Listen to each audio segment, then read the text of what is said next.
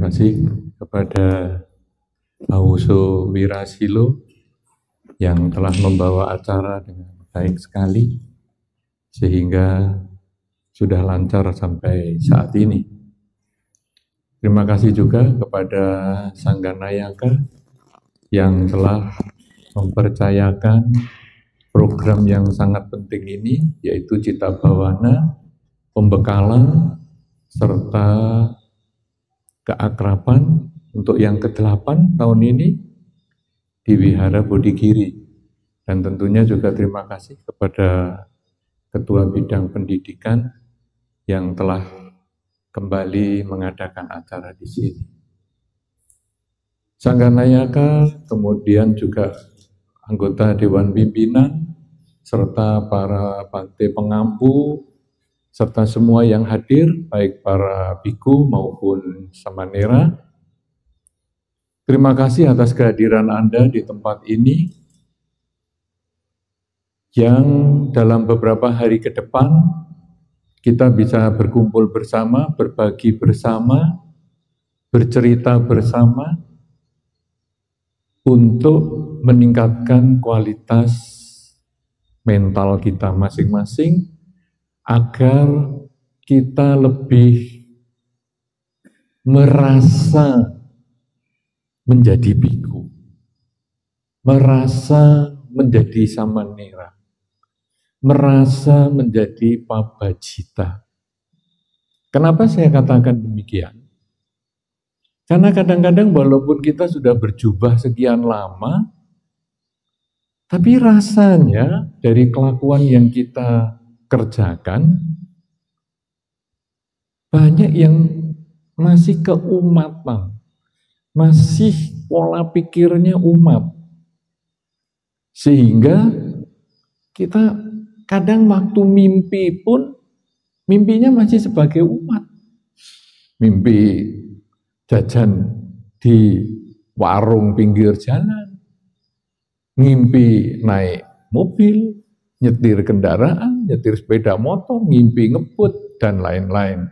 Nah, jadi dengan kita kumpul bersama ini supaya kita jadi ngerasakan, kita ini sudah berjubah loh, lain. Nah, sehingga dalam beberapa hari ke depan kita harapkan dengan kumpul-kumpul bersama ini mengkondisikan kita lebih memahami kehidupan sebagai seorang samana. Apalagi memang tempat ini kita desain ataupun kita persiapkan hanya untuk mereka yang mau berlatih. Jadi kalau Anda perhatikan, mungkin sudah beberapa waktu tinggal di sini, jarang kelihatan umat turun. Karena memang kita pisahkan antara tempat tinggal para biku, samanera, dengan umat. Tidak semua orang bisa turun. Di dalam banyak kesempatan kadang-kadang umat tahu-tahu sudah duduk di depan kuti. Sehingga kita bisa bingung, ini ramai sekali siapa? Oh, ternyata umat di depan kuti.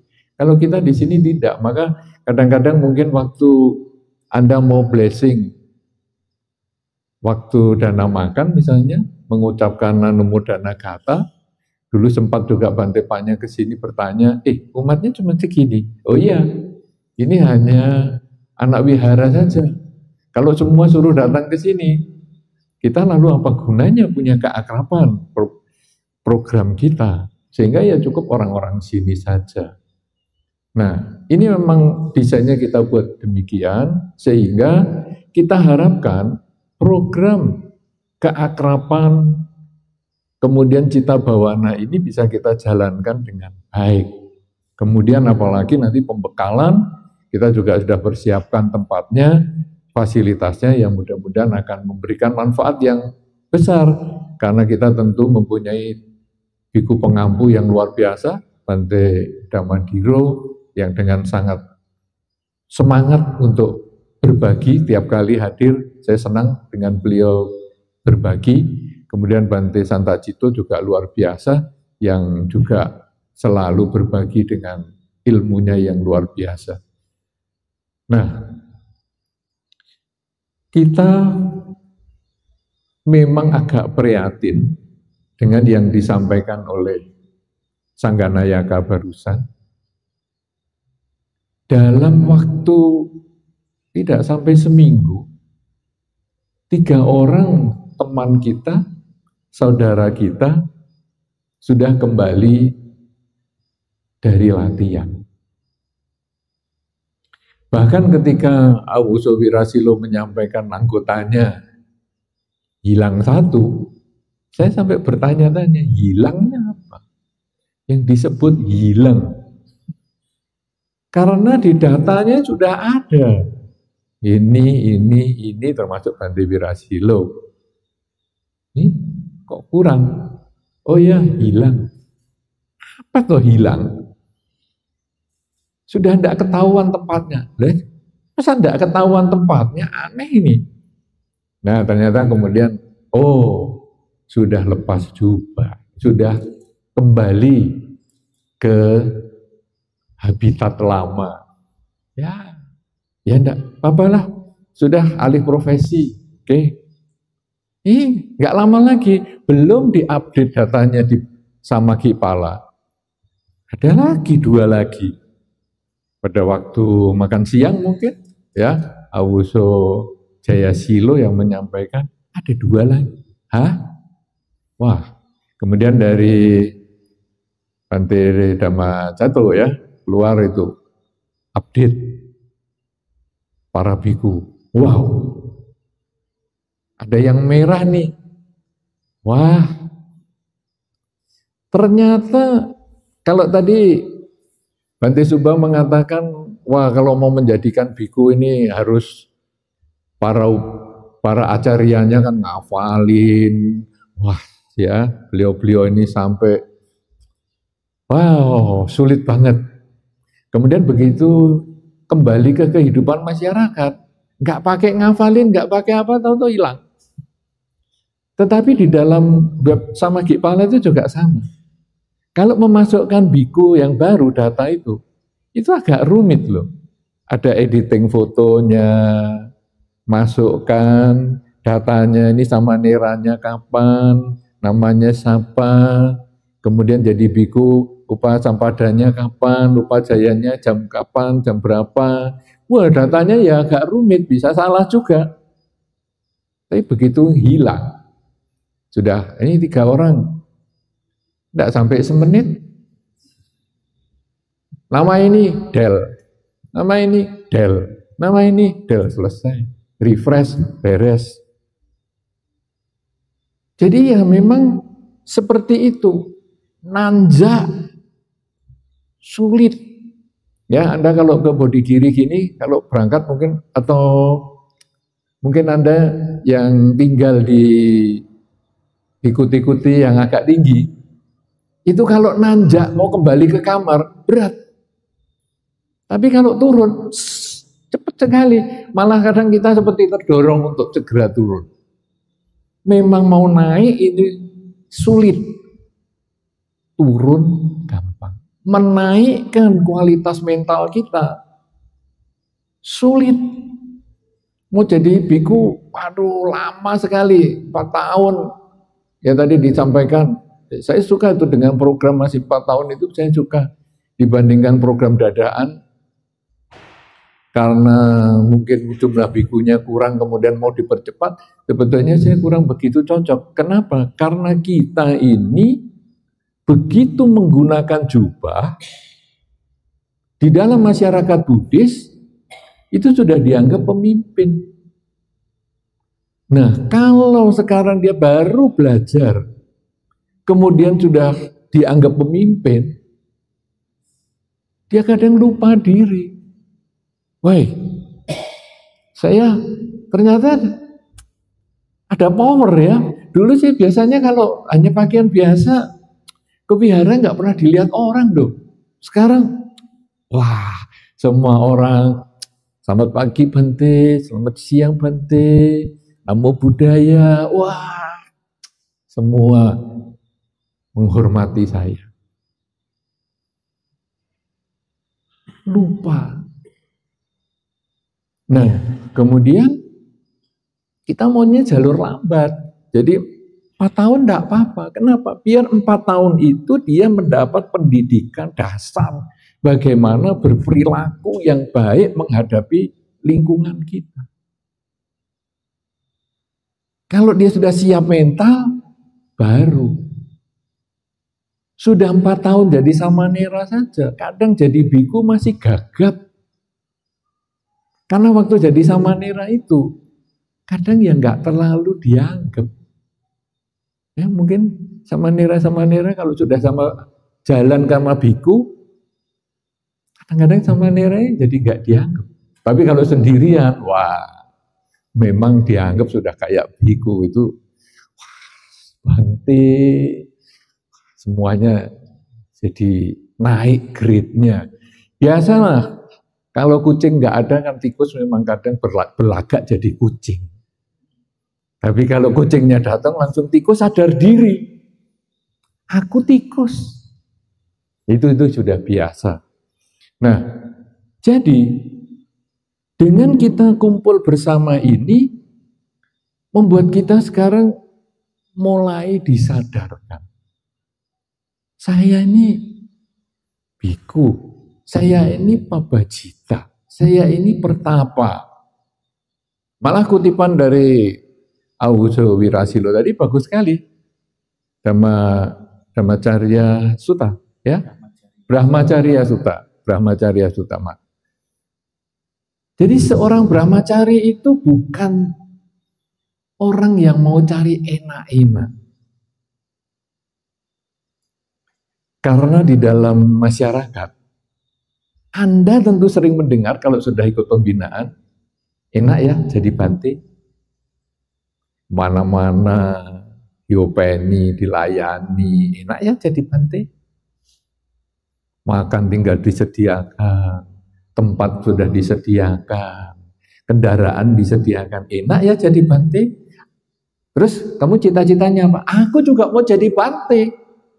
Kenapa? Enak. Jadi di dalam Brahmacarya Sutta tadi disampaikan bukan untuk cari enak-enak. Bukan juga untuk cari penghormatan. Wah, bisa duduk di kursi paling tinggi gini, nyaman banget ya, kursi ini cuma satu. Tidak bisa Anda bergabung di sini. Walaupun ketua panitia nggak boleh bergabung di sini. Kecuali foto bersama. Walaupun Sangganayaka nggak boleh bergabung di sini. Wow. Semua menghormati, bukan. Menjadi seorang brahmacarya bukan untuk dihormati, bukan untuk cari kenikmatan, bukan untuk jadi motivator menghasut dan lain sebagainya, tapi untuk jalani mengurangi ketamaan, kebencian, kegelapan batin, loba, dosa, moha. Kenapa? Karena menjadi seorang pertapa ini diibaratkan seperti kita dari kehidupan perumah tangga menyeberangi, naik rakit, menyeberangi ke pantai seberang. Tentu kita sudah mengenal istilah rakit ini kan, bahwa di dalam Dhamma ini adalah ibaratnya seperti rakit. Artinya kita ini menyeberangi dari kehidupan sebagai umat awam, perumah tangga, jalani kehidupan kebikuan, kepertapaan, kesamanaan, sampai tercapainya kesucian. Sebagaimana tadi yang disampaikan di dalam Brahmacari Sutta. Jadi tujuannya adalah untuk mencapai kesucian. Mendapatkan penghormatan, mendapatkan fasilitas, itu sebetulnya hanyalah dukungan untuk tujuan kita mencapai pencerahan. Bukan tujuan kita menjadi pabajita. Kalau tujuan kita menjadi pabajita itu hanya untuk mendapatkan penghasilan dan sebagainya, Wah, ini kita bikin karma buruk. Karena kehidupan sebagai pabacita ini sangat tergantung dengan orang lain.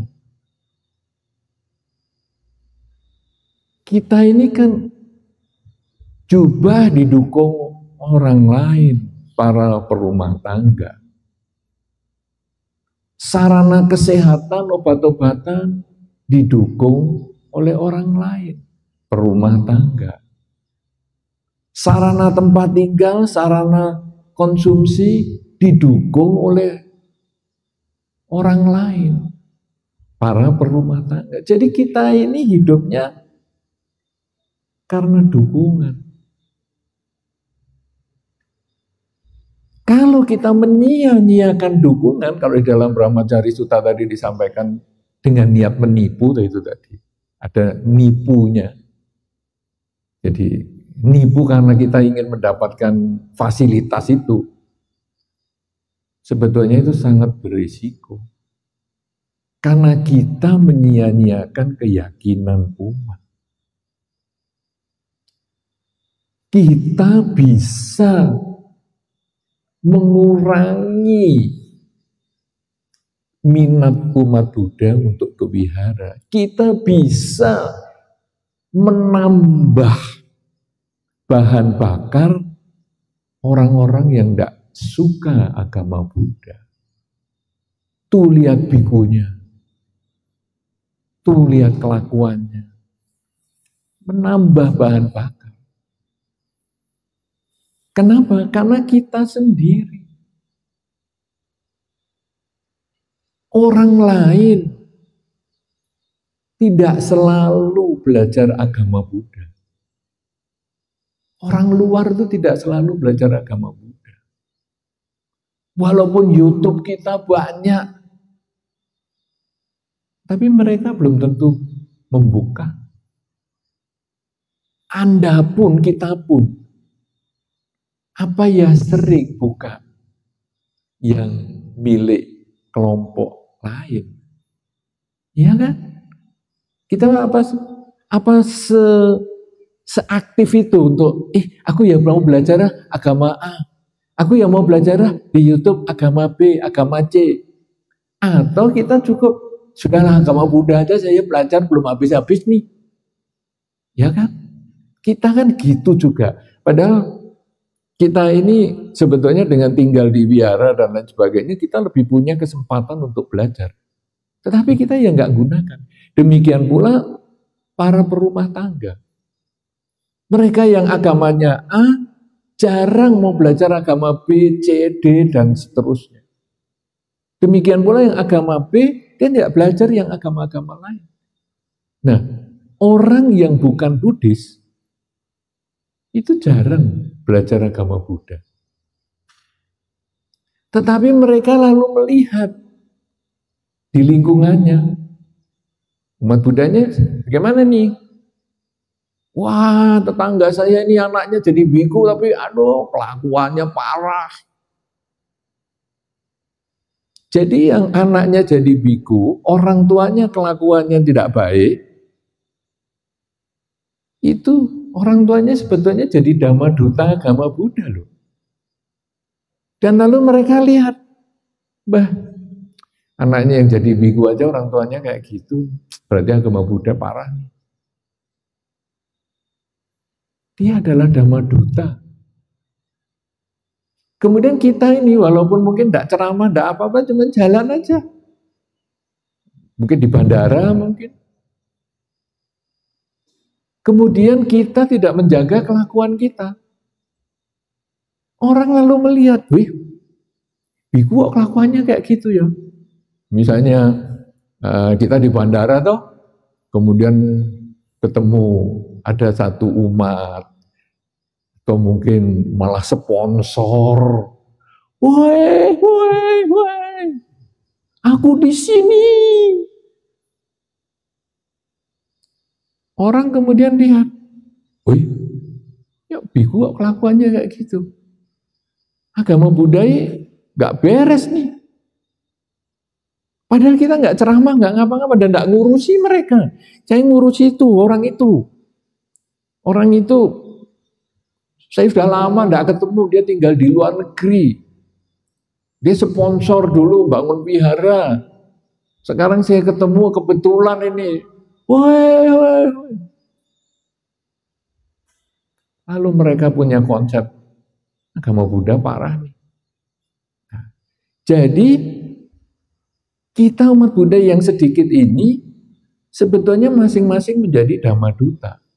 Kita pun sebagai pabajita tidak ngomong apa-apapun. Itu sudah Dhamma Duta. Naik pesawat. Sudah di pesawat nih. Kemudian kita pikir ini lama ya naik pesawat 5 jam, 6 jam bisa lebih. Ngapain ya? Nonton. Sebetulnya ya enggak salah di pesawat itu. Karena setiap pesawatnya ada monitornya. Jadi kita pikir semua pada nonton. Ya ini kan ada headphone juga. Dengar musik. Kan nggak ganggu orang dipakai headphone. Tapi orang di ujung sana, ujung sebelah sana yang bukan Buddhis lalu lihat. Biku podo ae. Kelakuannya nggak beres. Akhirnya yang dapat nama jelek agama Buddha. Padahal kita ndak ngapa-ngapa loh. Ngomong ya enggak. Petakilan ya enggak. Cuma nonton, bosen saya 5 jam. Itu dilihat sudah enggak benar. Apalagi ada beberapa yang umat agama Buddha, saudara kita yang tempat lain. Katanya STI ini bikunya apa itu? Teguh menjalankan sila. Kan katanya tidak boleh nonton tontonan. Nah ini bikunya berjam-jam nonton film ini, nonton kartun itu, dengerin lagu ini. Kan kalau dari belakangnya kan kadang bisa dilihat itu monitornya itu. Langsung STI dapat nama jelek. Jadi selain kita ini Dhamma Dutanya agama Buddha, kita ini juga Dhamma Dutanya STI, Sangga Theravada Indonesia. Apa yang kita lakukan, mereka akan melihat, menilai, contohnya orang STI itu seperti ini. Karena itu kita harus jaga baik-baik. Dan seperti tadi yang saya sampaikan, yang di dalam Dhamma diceritakan adalah bahwa Dhamma ini seperti rakit, seperti kita sedang nyebrang untuk menuju ke pencerahan. Sehingga menjadi pabajita itu bukan mencari kemudahan. Menjadi pabajita itu justru sebetulnya nyari sulit. Kalau kita konsepnya menjadi pabajita itu adalah, kok saya lihat para biku sama nera enak ya. Kalau kita mencari kemudahan, keliru. Itu awal yang salah. Tapi justru sebetulnya menjadi pabajita itu jalani kesulitan. Karena kita sebetulnya mau pelihara kuku aja. Tak boleh. Ya, dulu ada satu biku yang suka pelihara kuku kelingkingnya. Gimana ini kuku kok nggak dipotong? Ini ada Hong Shui-nya. Apa karpe Hong Shui? Iya Bante, Kalau kelingking ini tinggi, hampir mendekati tingginya jari manis, itu hoki loh Bante. Nah jari kelingking saya ini kan pendek, jadi saya kasih kuku supaya panjang, ini ciswanya. Loh kamu cari biku kok mau cari hoki itu untuk apa? Oh ya, biar kemana-mana makannya dapat yang enak, kemana-mana saya dapat wihara yang bagus, nanti saya juga bisa bangun wihara, jadi saya bangun.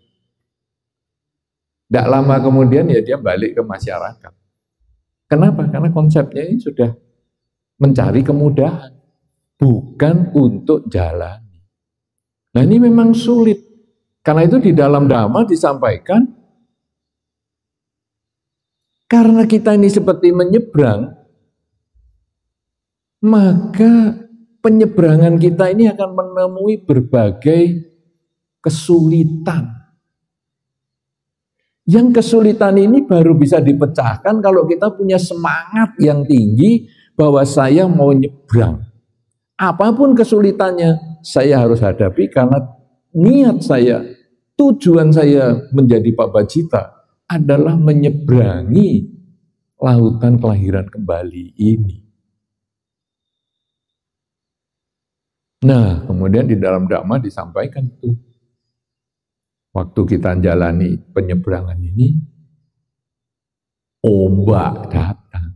Wah. Jadi rakit yang kita gunakan ini dinaik turunkan ombak. Waduh, ngeri banget nih. Kalau sampai rakit kita nggak kuat, kebalik, jeblos, kena ombak. Kita harus kuat. Gimana nih? Rakitnya goyang ke sana, kita berarti ke sini. Rakitnya benar, kita berarti. Jadi kita terus mencari posisi supaya rakit ini bisa bertahan. Karena ombaknya sedemikian kuat. Nah, ombak itu ternyata diinterpretasikan di dalam Dhamma adalah peraturan. Jadi kita ini punya kode etik, aturan yang harus kita jalani. Kuku, ya jangan dipanjangin lah. Kita bertapa untuk apa kuku panjang-panjang? Tidak ada gunanya. Dipotong. Ini adalah kode etik. Kemudian kalau baru-baru ini kita dapat pembagian jubah. Terima kasih Sanggan Ayaka ya. Kita sudah dikasih jubah nih dari Biro apa? Biro Pendidikan atau Biro apa? Biro Pendidikan, terima kasih jubah dan sanggatinya ya. Mantap. Jadi saya dapat. Kenapa? Karena ini kode etik ya, kita harus pakai. Di generasi-generasi awal yang kenal dengan saya, mungkin Bante Subha ya kenal dengan beberapa Bante yang waktu itu belum sesenior hari ini. Mungkin Anda ada yang masih umat. Saya jubahnya unik-unik. Pernah saya jubahnya kuning muda, kuning podang. Pernah. Pernah. Kayak salah celup. Jadi asal nyelup-nyelup, keluarnya ungu, terlalu tua. Pakai. Sampai saya diprotes oleh Dewan Pimpinan pada waktu itu. Kamu kalau pakai jubah yang bener dong. Saya ngatakan, Bante kasih dong jubah saya. Kalau Bante kasih, saya pakai. Kalau cuma ngomong nggak ada solusi, ya saya punyanya cuma ini. Nah, sejak itu STI bagi jubah. Jubah apa dulu? Oh, ini hijau dulu kalau nggak salah dulu, agak kehijauan. Langsung jubah saya yang pink, kemudian jubah yang kuning podang. Ya itu karena pink itu ya celup, terus jadi akhirnya kuning podang, terus jadi celup lagi jadi ungu, langsung saya singkirkan, ganti yang kehijauan. Wah, saya senang sudah pakai. Sanggatinya masih yang lama, karena ini jahitan saya dari Wasa pertama. Beberapa tahun saya pakai terus, ini jubah sudah ganti terus ya. Dari hijau, kemudian apa coklat lah, apalah, bermacam-macam itu ganti terus. Tapi nggak ada pergantian sanggati ya, saya pakai yang kuno terus. Saya ngomong ini dari Wasa pertama loh, saya jahit sendiri loh. Ya, nah, jubah saya sudah rusak yang jahit pertama, tapi sanggati karena jarang dipakai masih utuh. Protes itu dalam berapa pertemuan di sini sempat protes itu muncul karena kita kan foto bersama. Wah, jubah saya, sanggati saya masih tebel gitu. Kapan ganti? Nah, kapan dikasih? Akhirnya datang dari Sangga. Nih sanggati dikirim waktu itu. Wah, langsung saya pakai. Jadi kapan kalau kita foto bersama? Saya pakai untuk acara Katina, saya pakai. Langsung jubah saya terima kasih sanggatinya sudah datang. Jubah saya yang saya jahit sendiri sekarang saya bisa lipat, simpen baik-baik, utuh masih ya. Mungkin nanti 100 tahun lagi dipegang sudah remek, tapi minimal sekarang utuh. Lah kalau saya pakai terus, saya sudah nggak berani nyelup itu. Kenapa? Karena kalau dicelup takut sobek. Sudah seusia kebikuan. Jadi warnanya sudah berubut. Ya, bagi Anda yang mungkin waktu keakraban ke-7 atau keberapa ya, ke-6 di sini masih lihat warnanya itu berubut gitu, luntur, enggak saya celup. Sekarang saya sudah dapat yang baru. Mantap. Saya pakai. Kenapa? Karena ini kode etik. Jangan aduh, ringan sekali memang sanggati yang baru ini bagi saya ringan sekali. Wih, saya pakai kerasa nggak kepake loh. Lupa apa ya? Oh, ada. Tapi saya nggak mau pusing. Saya sudah dikasih ini kode etiknya, pakai. Ngapain saya pusing? Ini karena etika kita di dalam kehidupan bermasyarakat. Jubahnya sekarang saya selalu jubah yang menggunakan merek. Saya harus promosikan di sini. Ciwara Manggala. Terima kasih. Bante Dhamma Jatuh toh ya. Ciwara Manggala ya. Itu kemarin yang buat ya ke sini tuh. Ibu siapa itu? Tanya, bagaimana Bante? Oke lah. Yang ya ada licin-licin dikit tapi tidak masalah, pokoknya saya dikasih saya pakai. Saya sekarang jubahnya selalu gitu. Mau dilihat nih logonya. Selalu sebung saya juga sama. Selalu. Nah, kenapa? Karena ini ombak. Kalau kita tidak nurut seperti itu, kita ini jadi biku loh. Keakuan kita ini kan mulai kita kurangi sedikit-sedikit. Kalau nggak nurut, berarti ini kan bagian dari keakuan. Nah, kalau di dalam suta tersebut disampaikan, bikunya lalu protes, kok aku dulu pakaian begini boleh, sekarang nggak boleh. Aku maunya jalan ke sini kok jalan gitu, sekarang nggak boleh. Aku mestinya kalau mau lari-lari kok sekarang nggak boleh. Aku mau pakai sepatu kok sekarang nggak boleh. Ya ini aturan. Kalau mau ikut ya begini, kalau nggak mau ikut ya sudah.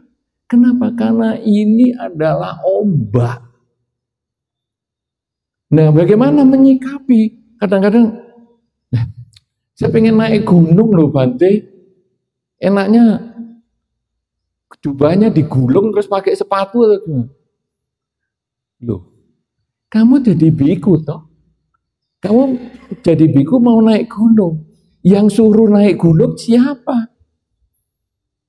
Kan kamu sendiri. Lah kalau sudah kamu sendiri, kenapa jubahnya dikalahkan? Lalu pakai jaket segala macam. Ya kalau sekarang kamu tidak tahan dingin, kamu tidak bisa naik dengan pakaian kebikuannya, ya nggak usah naik toh. Gampang. Nah, ini ombak ini sangat bahaya. Itu nanti kita hanya seperti pakai rakit itu. Kita harus aktif untuk mengendalikan rakit kita ini supaya jangan sampai kita terjebak. Karena kadang itu aturan-aturan seperti itu berproblem. Kalau saya mau singgung sedikit beberapa hari yang lalu ketika kita bertemu,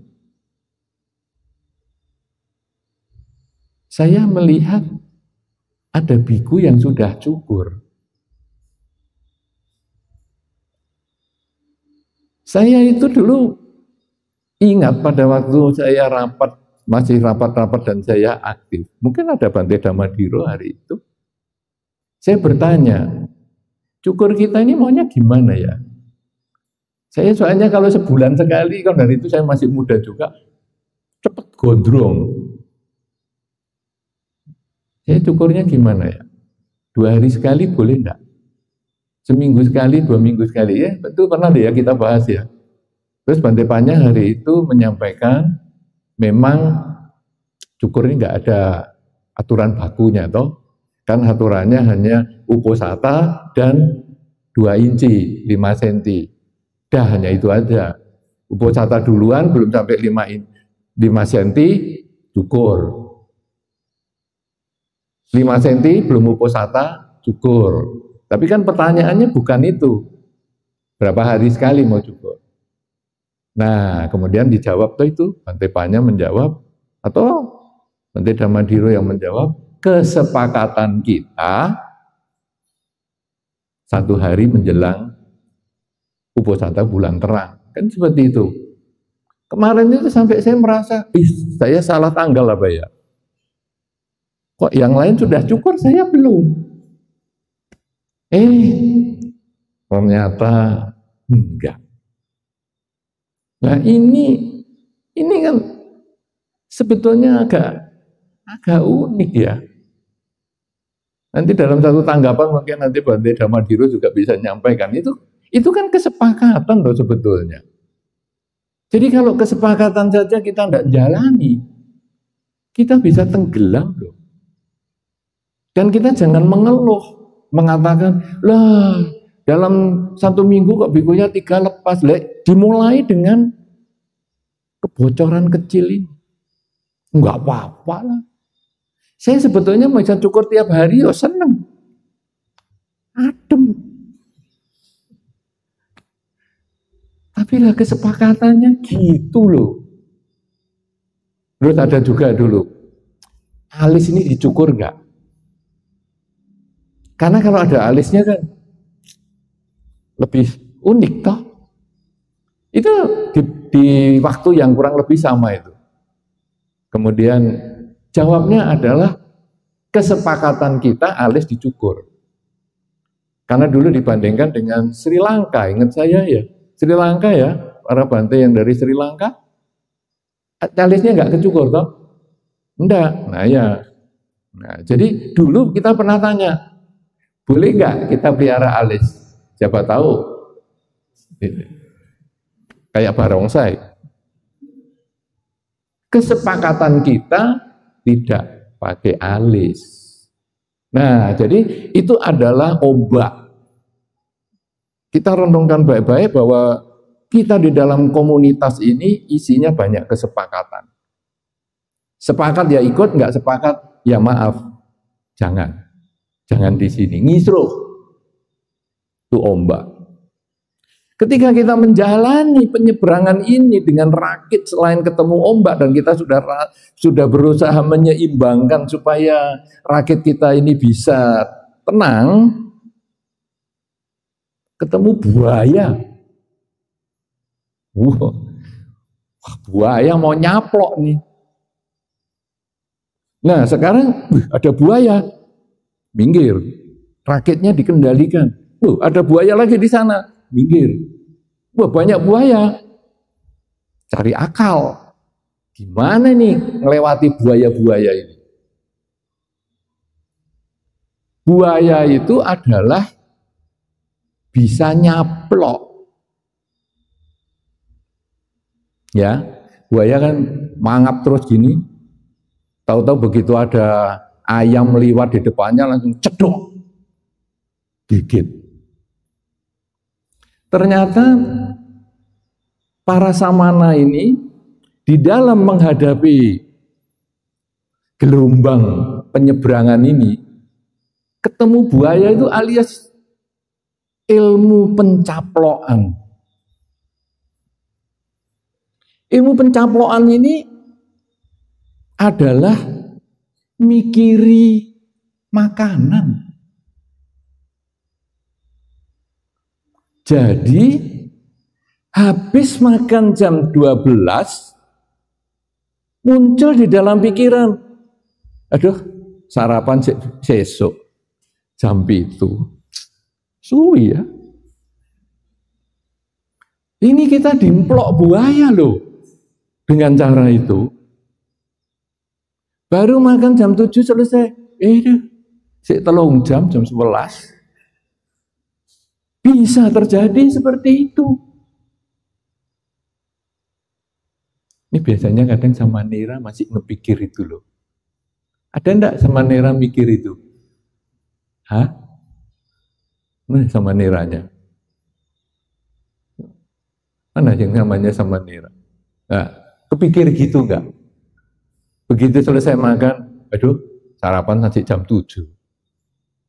Itu kita, kalau enggak hati-hati kita dimplok buaya itu. Ternyata bukan hanya sama Nira. Nanti para biku semua bisa dapat itu. Ngemplok itu. Kita kadang mencari kepuasan indria kita. Jadi makanan ini kemudian kita merasa, duh, Raina enggak makan. Enak, banyak. Kadang kita pergi ke rumah si A. Saya ingat ya, dulu si A ini kalau berdana makan enak-enak. Langsung kita ngomong sama si A, rumahmu mau pemberkahan lagi gak? Aku rodok nganggur loh ini. Kenapa? Ibu ini kalau masak enak pol. Itu kita dimplok buaya. Anda tentu ingat cerita Bante Moggallana.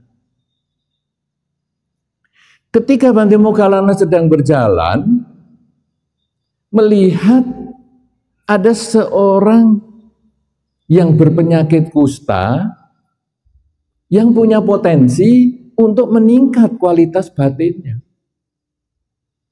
Sehingga Bante Moggallana ini kemudian liwat di depan orang yang berpenyakit kusta itu. Dan orang yang berpenyakit kusta ini kemudian berdana. Pada waktu memasukkan makanan, mengangkat tangannya kesinggol mangkoknya Bante Moggallana. Dan karena berpenyakit kusta, jarinya lepas.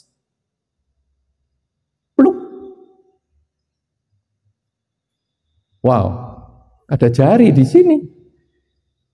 Tapi Bante Moggallana dengan kemampuan batinnya mengetahui ini kalau saya kemudian bawa ke wihara, ini berproblem karena dia punya rasa bersalah yang kuat sekali. Oke, kalau gitu kemudian mencari tempat yang sejuk di sekitar situ, di bawah pohon, kemudian Bante Moggallana duduk, mangkoknya dibuka, jarinya diambil, letakkan, kemudian ya sudah dimakan. Sehingga donatur ini merasa bahagia dan akhirnya mencapai tingkat tertentu. Artinya apa ini? Ini beliau bisa mengatasi buaya ini. Kita kadang-kadang, ada lalernya, ada rambut. Kita sebetulnya dimakan buaya. Saudara-saudara, saya pernah di perbatasan antara Thailand dengan Laos. Jadi persis di pinggir sungai Mekong. Itu kalau pagi kita pindah patah. Pindah patah di daerah itu adanya ketan. Ketannya ditempatkan kayak apa ya, bulatan gitu, tapi dari bambu. Kayak tenggok, kalau kita tapi tenggok kan besar. Kalau ini kan bulatannya cuman mungkin diameternya 20 cm atau berapa. Dipegangnya tangan kanan. Kemudian diambilnya tangan kiri. Hari itu tahun berapa itu ya? Tahun 90-an. Itu ya tangan telanjang gini. Dan itu kan banyak petani, banyak apa. Wow, kukunya termasuk hitam-hitam loh. Jadi ambil gini, cet, luk, cet, luk, cet, luk. Saya di belakang loh, sana acan-acan sudah jalan. Luar biasa ya. Dan hari itu saya bertekad hanya makan hasil pindah patah itu. Ya sudah, ingat juga jari yang hitam itu ya sampai di depan saya masih hitam. Tapi mungkin lebih steril karena sudah panas toh. Tapi tetap hitam. Cuma saya lalu merenungkan mereka itu berdana dengan penuh kesungguhan. Adanya memang ketan saja. Tidak punya apa-apa. Kadang cuma lauknya waffle roti itu. Kadang pisang emas. Ya sudah kita makan itu campur sama air putih. Air putihnya air hujan. Ya sudah. Kenapa? Karena ini adalah ketulusan umat itu. Nah, jadi kalau kita masih memilih-milih, sebetulnya kita ini dicaplok buaya. Hati-hati. Nah, kita sudah bisa mengatasi. Oke, saya tidak tertarik makanan. Oke lah, biasalah. Enak nggak enak kan hanya 3 jari ini saja. Ya, oke, sudah saya bisa atasi. Nah, kita melanjutkan perjalanan. Ketemu tadi ombak, ketemu buaya. Wah, sekarang sedotan air. Pusaran air. Ini mengerikan. Kalau kita naik rakit, kena pusaran, pasti tenggelam. Kita harus menghindar nih. Jangan sampai kena pusaran nih. Apa ini pusaran ini kalau di dalam suta tersebut? Keinginan keumatan. Kita itu kepikir jadi umat. Maksudnya apa ini? Ada umat bawa sepeda motor ke wihara. Sepeda motor baru. Bagus ya. Aku bonceng. Tidak ada orang. Aku nyetir ya. Berpikir keumatan. HP-mu bagus. Lihat-lihat. Bahwa aku dicarikan. HP ini. HP-ku sudah rusak nih. Itu nanti lama-lama pola pikir kita ini sudah umat sungguhan. Apalagi di dalam pergaulan kita kenapa toh dulu kok kita mengadakan acara keakraban? Ya, itu karena Anda bisa buktikan sendiri ya, Anda sendiri, kita bisa buktikan sendiri. Anda ngobrol dengan sesama biku nih. Kemudian datang umat. Anda membiarkan umat itu dan Anda terus ngobrol.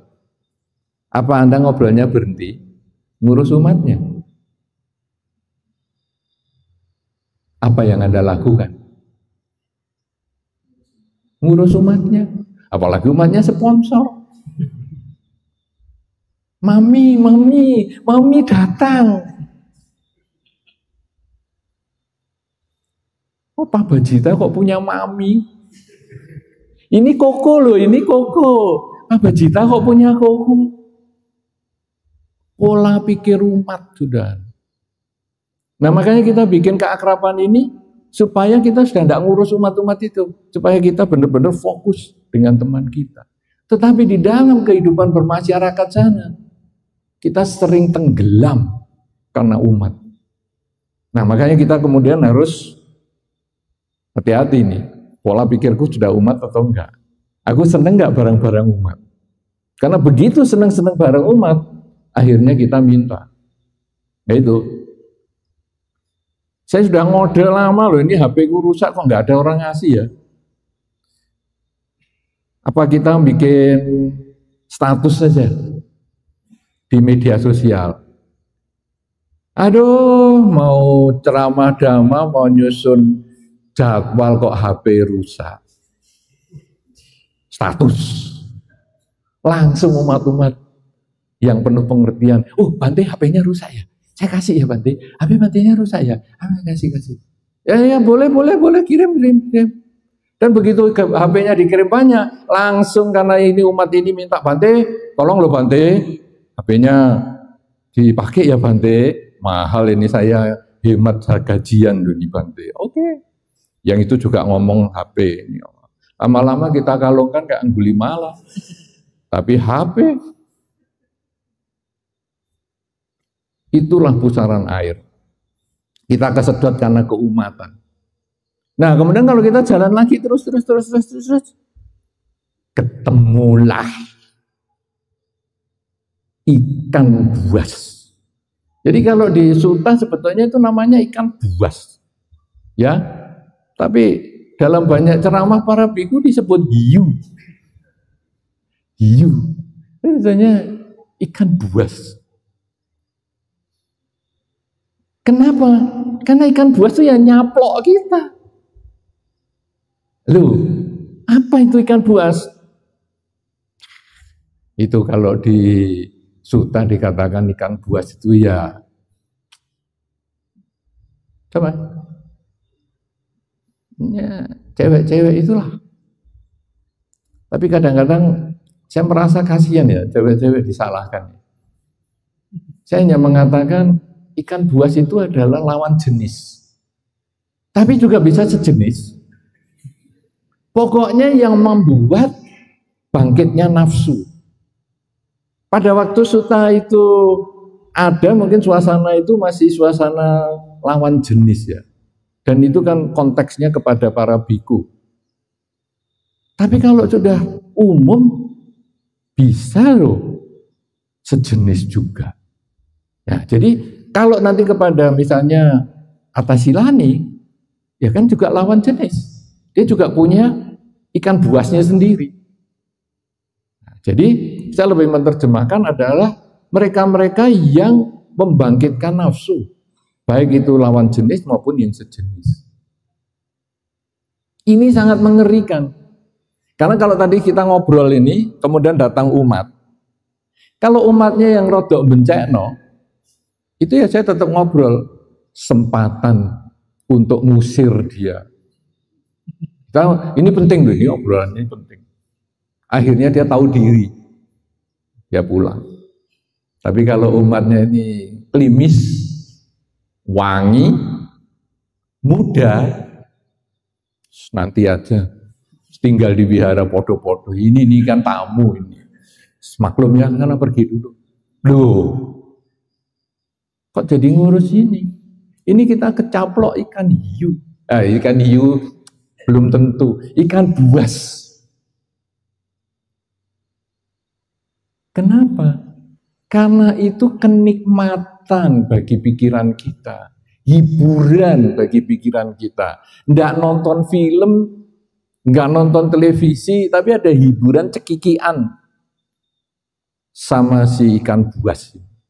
Dan namanya saja sudah ikan buas. Kecaploklah 3 orang dalam seminggu.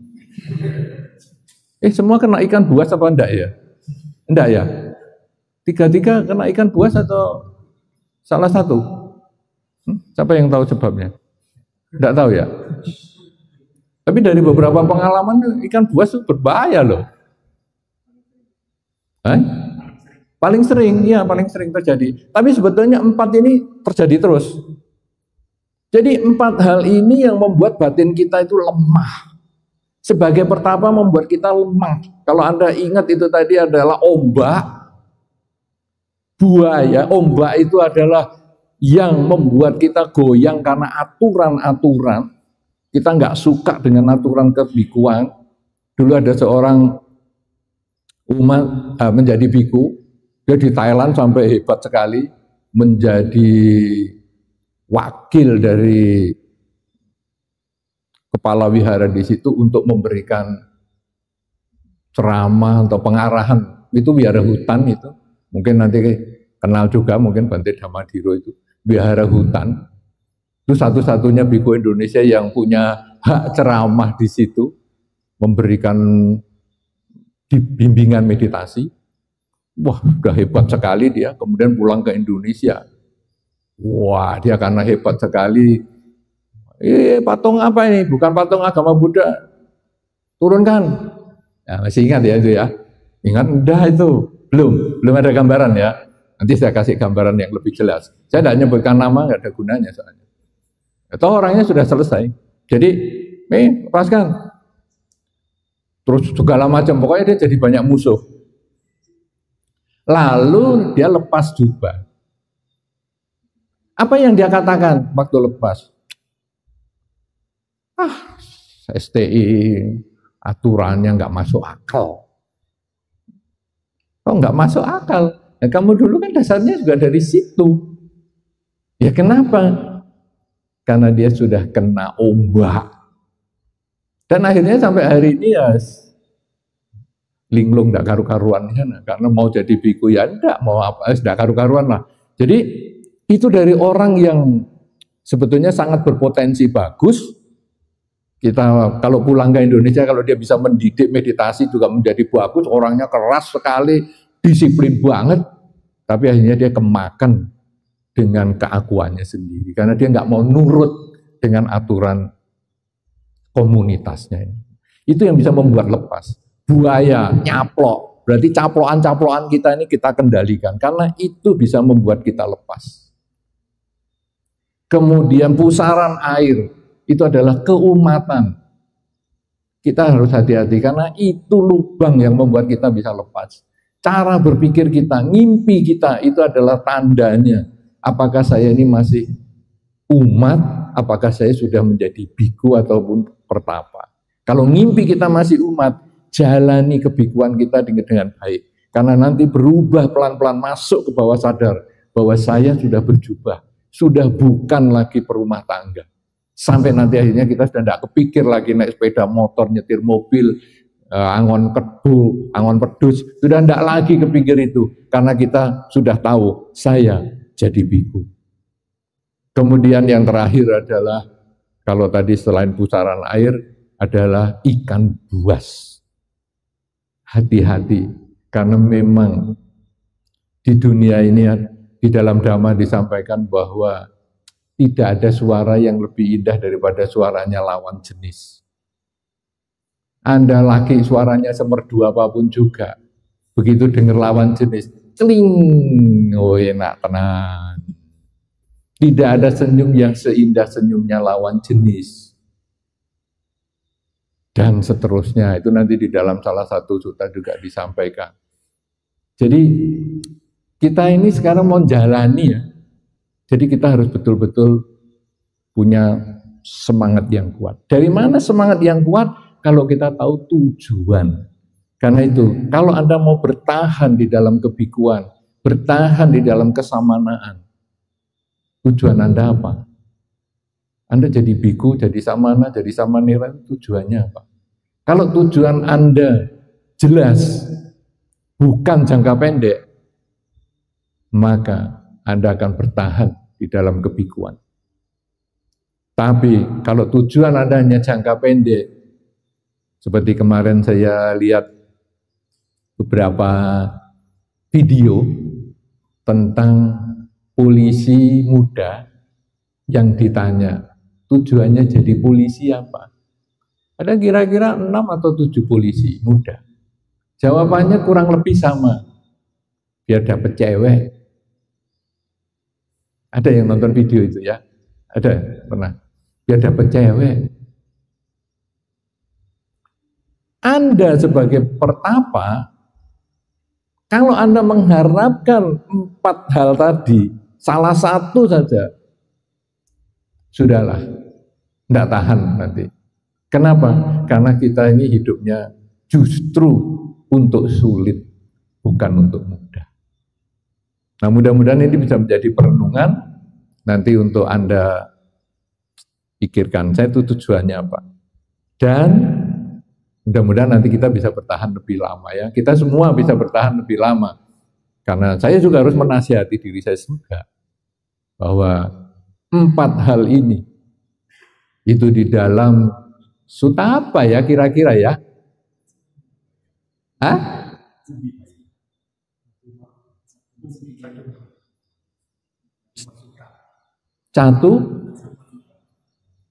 Catuma Sutta. Catuma. Bener apa ya? Kok sepertinya ada yang menyebut Umibaya Sutta. Catuma Sutta. Kenapa bukan Umibaya Sutta?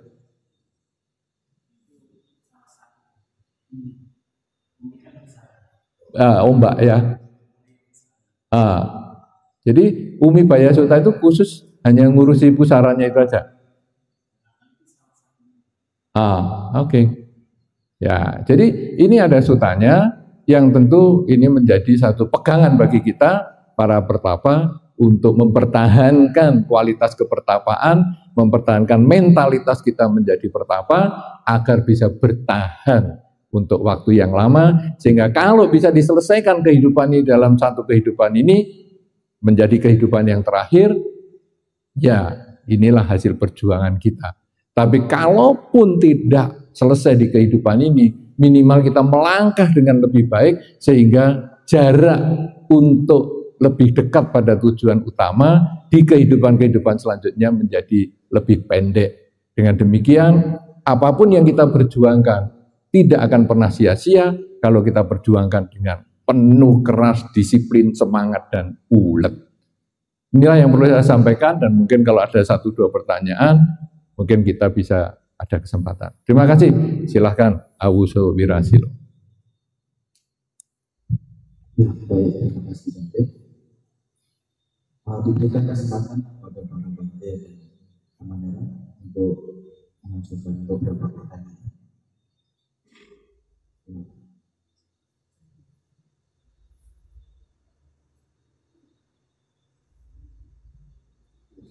Ya.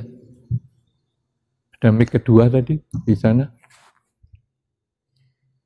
Mic keduanya, tadi kan ada 2 mic. Ada. Oh, ya, oke.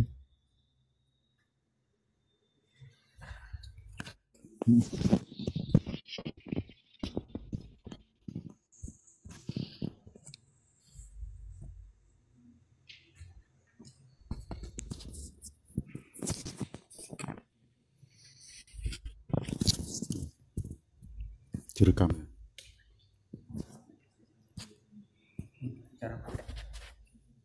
Ya, digegem aja. Digegem aja.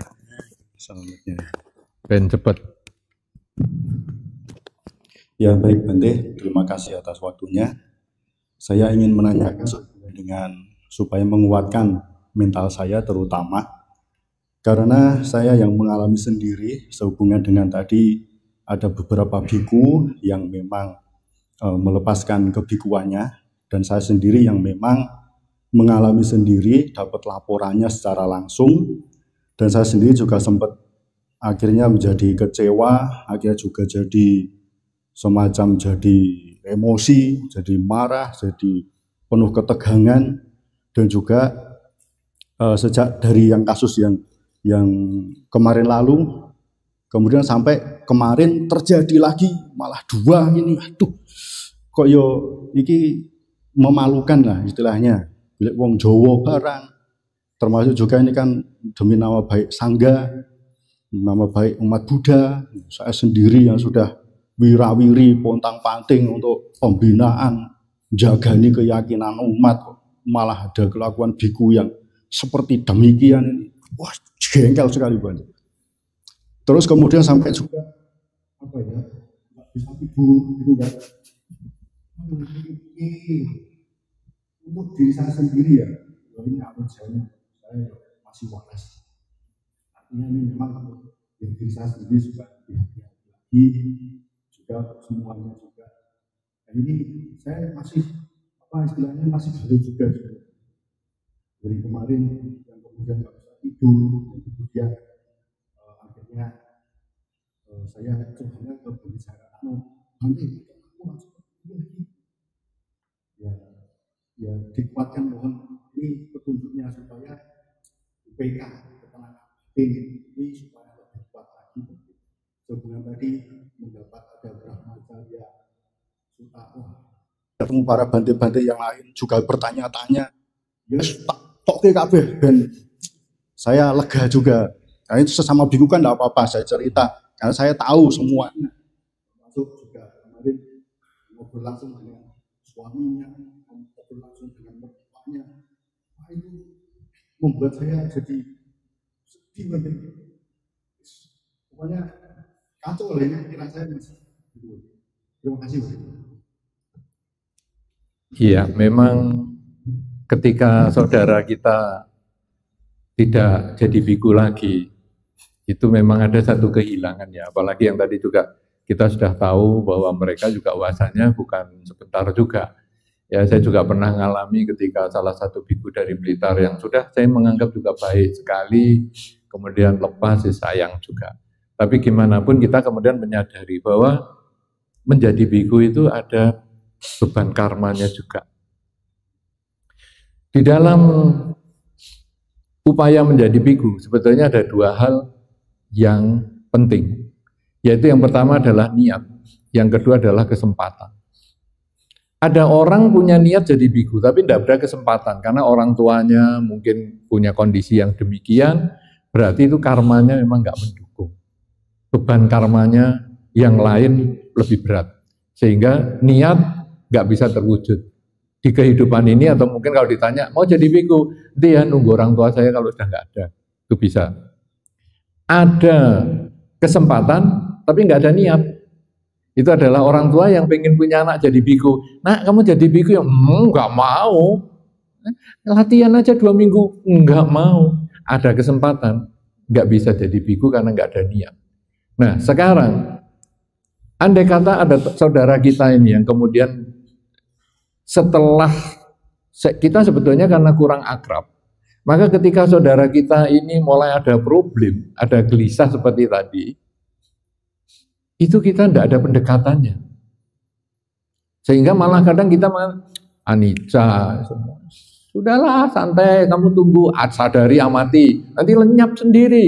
Tidak bisa, kita harus tanya apa sih sebabnya. Nah, kemudian kita cari solusinya. Seperti tadi misalnya, waduh kehilangan, sebabnya apa? Kehilangan. Lalu kita nyadari, nomor satu adalah ada beban karma yang mungkin sudah habis. Kenapa? Karena beban karma ini kita lihat Sang Buddha dengan Bante Siwali. Ini yang jelas saja beban karmanya. Bante Siwali tidak pernah kelaparan dimanapun juga. Ini berarti menjadi biku itu ada beban karma yang dia harus jalani.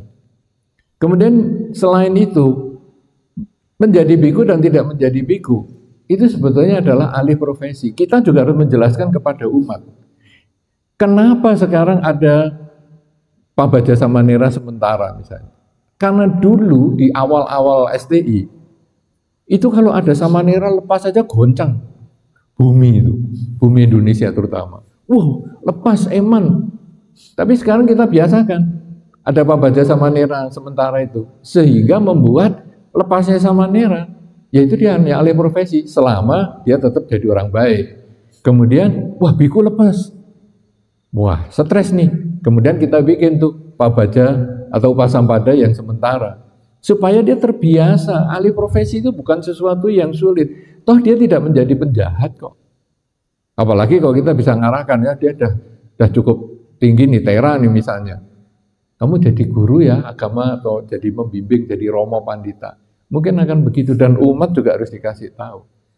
Dan kita sampai tidak bisa tidur gitu, ya boleh saja. Cuman lalu kita renungkan, apa saya ya pantas seperti itu? Apa ini bukan malah bagian dari kemelekatan? Kalau saya mau tambah, tapi waktunya sudah selesai ya. Dikit lagi ya. Ini nambahnya soalnya agak baru. Jadi sebetulnya di dunia ini semua itu adalah objek keinginan, pemuasan keinginan kita. Kita memilih HP merek A, bukan merek B, karena HP merek A itu memuaskan keinginan kita. HP merek B tidak memuaskan keinginan kita. Kalau di wihara ada anjing lebih dari satu, Anda punya anjing dah di rumah wihara, anjing atau kucing. Kenapa kita memilih anjing ini? Kita suka anjing ini selain karena ikatan karma, tetapi juga karena anjing yang ini lebih memenuhi keinginan saya dibandingkan anjing yang itu. Ketika anjing yang memenuhi keinginan saya ini mati, ketika HP yang memenuhi keinginan saya ini rusak, saya stres. Demikian pula ketika saya suka biku A dibandingkan dengan biku B, karena biku A memenuhi keinginan saya, biku B kurang memenuhi keinginan saya. Jadi ketika biku A ini tidak menjadi biku lagi, saya stres. Kenapa? Karena keinginan saya tidak terpenuhi. Jadi sebetulnya yang membuat kita tidak tidur itu apa? Karena kita tidak bisa berdamai dengan keinginan kita sendiri. Kenapa keinginan saya ini kok nggak terwujud? Padahal saya pengen dia seperti ini. Nah, inilah keinginan yang kita kendalikan pelan-pelan. Dan akhirnya kita ya tidur nyenyak. Loh, ini kok jadi lepas pada lepas? Sebenarnya karena sudah memang jalan hidupnya seperti ini. Kan kita tidak bisa ngatur orang lain. Ya, gitu cukup ya. Cukup apa belum? Sudah kelihatannya iso lega belum? Ya, jengkelnya itu Anda kan merasa keinginannya nggak tercapai sebetulnya. Anda kayak kapusan, kewirangan, kayak terlena, dilenake, kelimpe atau apa. Jadi nggak ngomong-ngomong duluan toh, biar hanya siap. Apa Anda tidak merasa kejengkelan Anda itu karena keinginan Anda sendiri? Kudune, kamu kan gini, kudune. Kenyataannya kan enggak. Ya, mudah-mudahan nanti malam masih tidur enak. Kan tadi malam di kereta kan tidur enak. Oh ya. Gimana? Pak lagi ada pertanyaan atau cukup? Cukup. Ayolah, siapa mau tanya? Satu lagi. Oh kita ya sudah habis ini terus sudah selesai loh. Kan tidak pulang juga ke biaranya masing-masing toh? Nah sudahlah. Atau nanti yang pas pertemuan dengan saya itu diskusi saja. Tanya jawab ya, siapa tahu untuk trik-trik di lapangan ini. Ya, sebelumnya terima kasih Bante izin bertanya. Terkadang jujur saya juga mengalami satu problem di mana kan menjadi biku kan tidak semua passion kayak membangun tuh menjadi keahlian Bante. Nah, di satu sisi kalau terkadang ada tuntutan sosial. Loh kan jadi biku kan harusnya bisa mengurus wihara, bisa bangun wihara. Saya ditanya kap bangunan saja saya tidak ngerti Bante.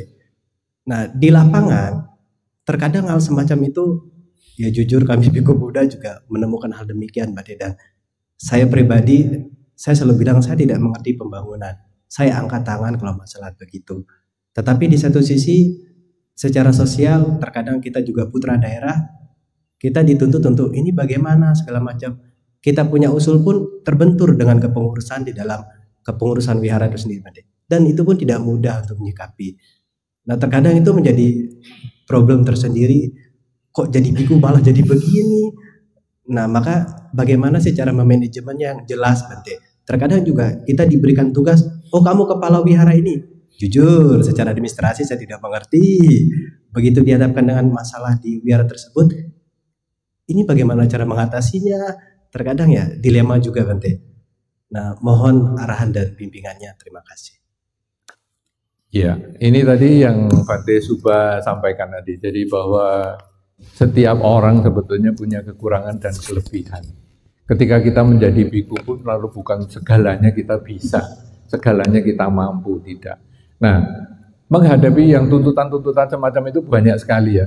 Yang Anda tadi adalah tentang bangunan. Kadang-kadang nanti ditanya tentang rumah tangga. Kemudian mengajar itu juga tidak gampang. Belum tentu itu juga sesuai dengan kemampuan kita. Hal yang penting adalah kita terus terang.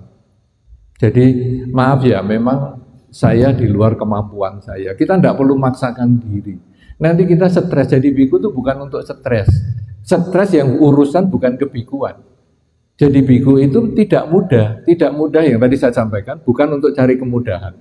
Tetapi adalah urusan bagaimana kita mengendalikan ketamaan, kebencian, dan kegelapan batin kita. Loba, dosa, moha kita.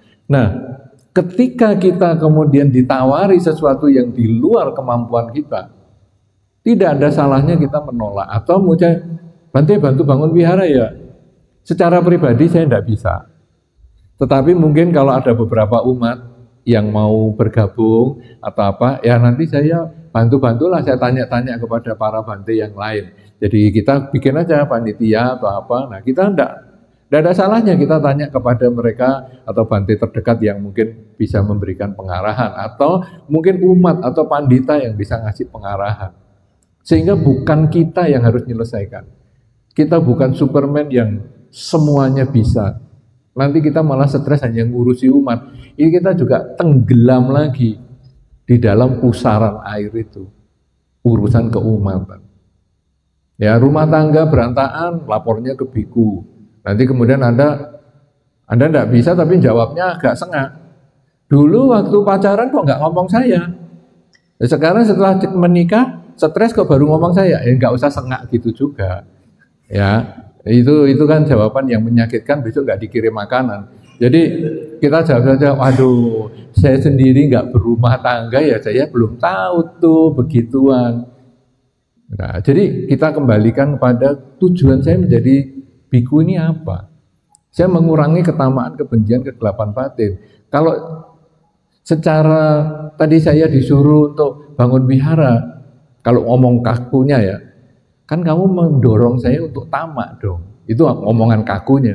Tapi karena kita ini kan di lingkungannya sendiri, mungkin daerahnya sendiri, mungkin itu juga keluarga kita dan lain-lain, pengurus wiharanya, kita ngomong, aduh, saya ini kan masih dalam proses belajar ya. Jadi pengalaman saya masih kurang untuk gitu-gitu. Coba mungkin nanti kalau kamu tanya sama yang lebih senior atau apa, bagaimana sih cara bangunnya gitu. Saya juga suruh cari uang ya sulit ya. Wihara ini memang sudah agak miring, ada bocor di sana sini. Tapi ya kemampuan saya belum ketemu cara untuk cari dana supaya bisa pembangunannya baik. Tapi gimana pun nanti saya akan sampaikan ke Sangga. Karena di dalam pertemuan Sangga kadang-kadang ada loh donasi untuk wihara-wihara yang rusak. Jadi kita jawab dengan baik-baik aja. Jangan dikiranya saya jadi biku tuh untuk cari duit untuk bangun wihara. Nyakiti orang lokal malah bahaya. Nggak bisa pulang kita nanti. Ya semacam itulah. Jadi sebetulnya orang itu bisa kita tolak, tetapi dengan kata-kata yang baik. Jangan lurus gini. Bante kok enggak mau wihara? Enggak bisa. Terlalu pendek, harus dikasih intro dulu. Waduh, saya jadi biku, latar belakangnya bukan insinyur bangunan loh, saya ini tidak bisa. Ya sudah kalau gitu Bante cari duitnya saja, kita yang mikir. Wah ini lagi, saya ini kenal umat ini tidak begitu banyak. Ya saya coba-coba ya, tapi nanti kalau tidak hasilnya tidak sesuai dengan yang harapan ya mohon dimaklumi ya. Kita jawab gitu. Jadi mereka yang dengar ini merasa enteng juga kupingnya, ringan juga otaknya, emosinya juga tidak naik. Padahal kita nolak sebetulnya itu. Nah itu komunikasi caranya. Ya gitu ya, jangan maksakan diri.